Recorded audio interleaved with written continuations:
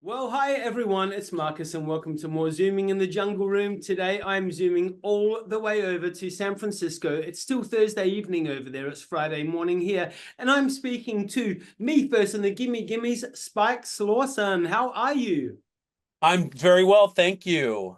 Wow, I'm so freaking excited to get you guys back to Adelaide for a massive tour. It's going to be incredible. Are you looking forward to it?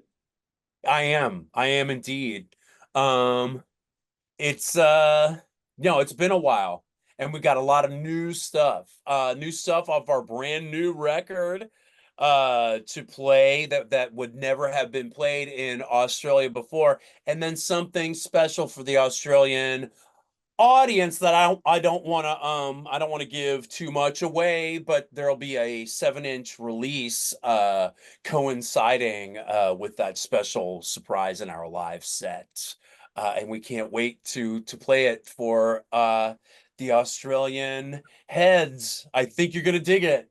Whoa. Hey, let's talk about that new album for a minute because there are some bangers on it. I've just been playing it this morning. In fact, it's still on at the moment. But Top of the World by the Carpenters, Dancing Queen, I Will Always Love You, a total banger. There's some really, really good tracks on that album. How Thank you. when you're putting this kind of stuff together, a new album together, how do you go about choosing these songs like Dancing Queen, I Will Always Love You, etc.? So, what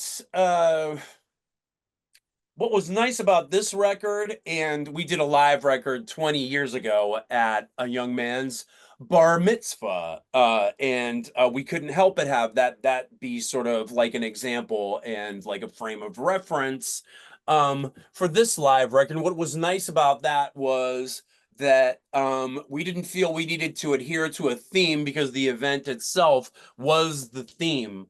And so we were able, unlike the other records on which we chose themes and then adhered to those themes, which kind of it's fun, but then it's limiting in a certain sense too. So in this case, we were able to just pick whatever song worked, and generally, the way we do things, we know what our wheelhouse is, generally speaking, and what we can and can't do to any given song. So within 15 minutes, if it's not something that's pleasing to the ear, then we generally are we figure we're barking up the wrong tree.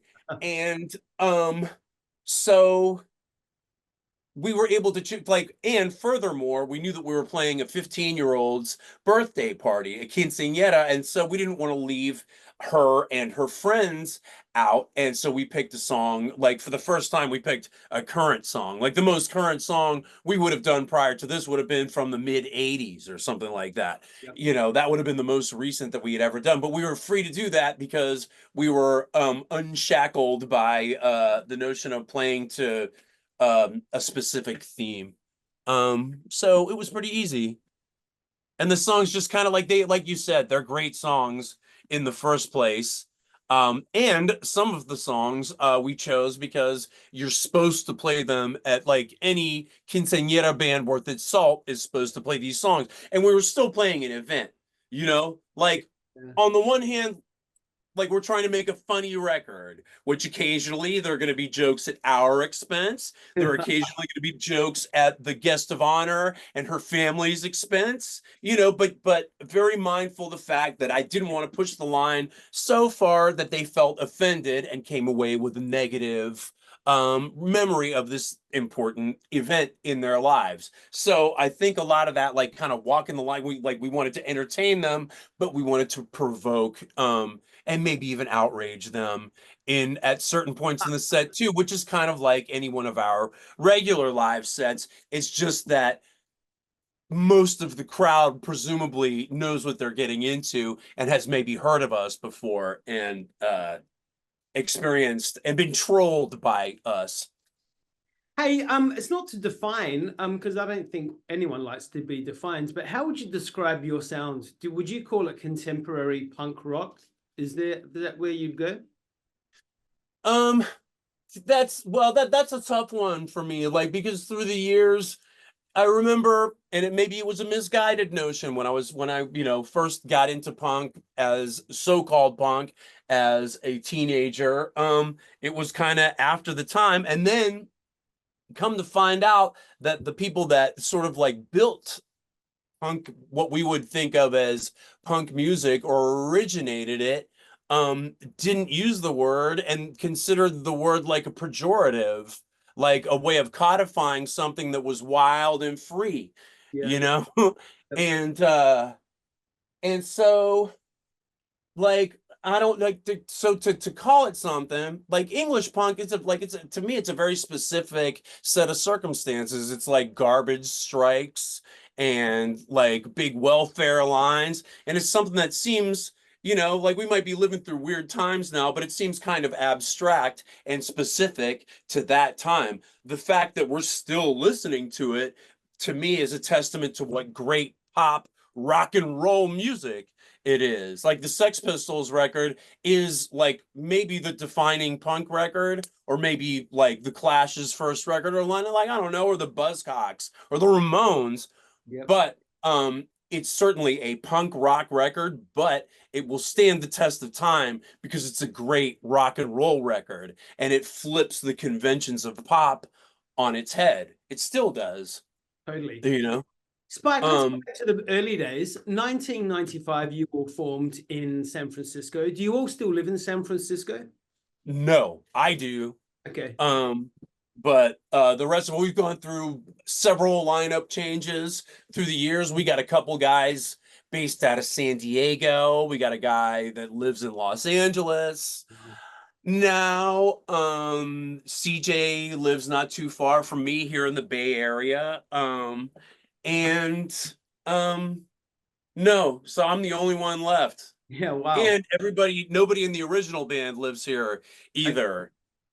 So with everybody so spread out, does it make it hard to catch up and do rehearsals and, do all your brainstorming, etc.?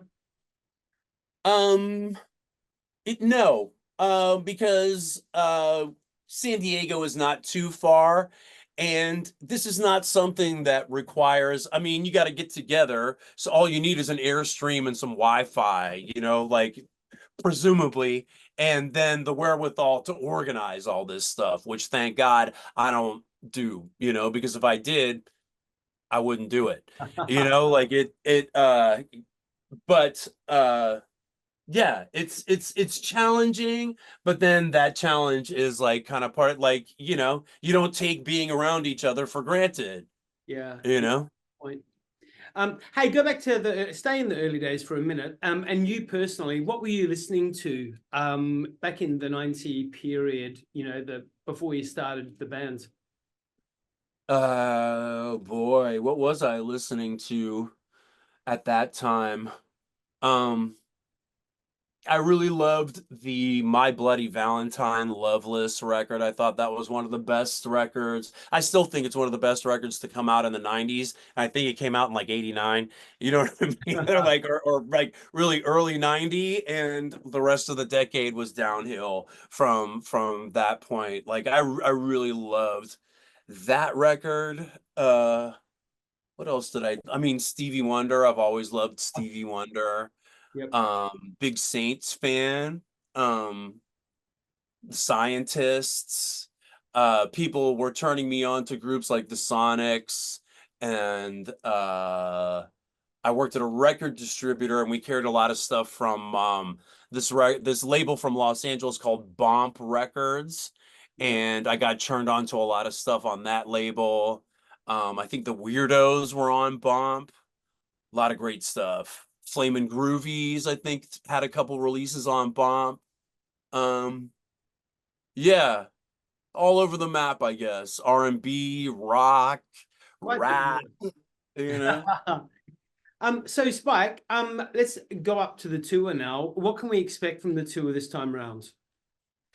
Um, well, as I said, we got new songs from a new record, and I could think of worse places to buy our new record. Like you don't have to go to a record store on the CD side of town. Not that any of those even exist anymore. You can just come right to our show, straight to the source, and buy a copy of our brand new record with a gatefold and the deliciously awkward experience that we and Madison and her family experienced on that magical night. So you can hear some of those songs, like for the first time in Australia, some of these songs being performed live. And as well, we got something special with a 7-inch release that is coinciding with this with a live song that we're hoping Australia is going to dig. I know they're going to know it, you know.